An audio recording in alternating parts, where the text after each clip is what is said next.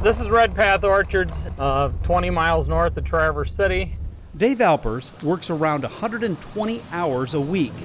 This year, he says he won't make a dime. I haven't slept a whole lot in the last month. While much of the United States was enjoying the early warm weather in March, cherry farmers like Dave started sweating. The warm temperatures caused the trees to bud early. After the 15 days of warm weather, then we had freezing temperatures, and what happens is that bud is chock full of water, so at freezing temperatures, the bud froze and killed the pistil. On that limb right there, there's probably 100 blossoms on it, and there's one cherry that's alive, and that's right there. Profits all going on the ground, all froze off. Dave believes 95% of his crop is gone. Mother Nature this year is definitely my enemy. This area of Michigan is considered to be the perfect place to grow cherries. Lake Michigan wraps around the Traverse City region, and on a normal year, the lake keeps the spring temperatures mild. Hopefully there'll be some to process this year. We don't look very good though. Around here, cherries are big business. The freeze has impacted all of western Michigan.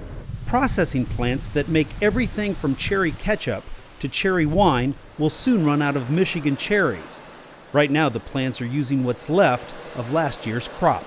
There'll be a lot of people here at Leelanau Fruit Company that won't have work this winter.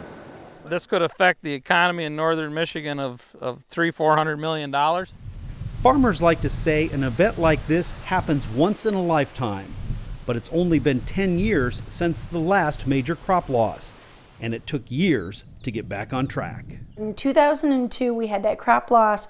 We started bringing cherries in for Poland, and finally the U.S. markets have just regained where we were in 2002 in the last year.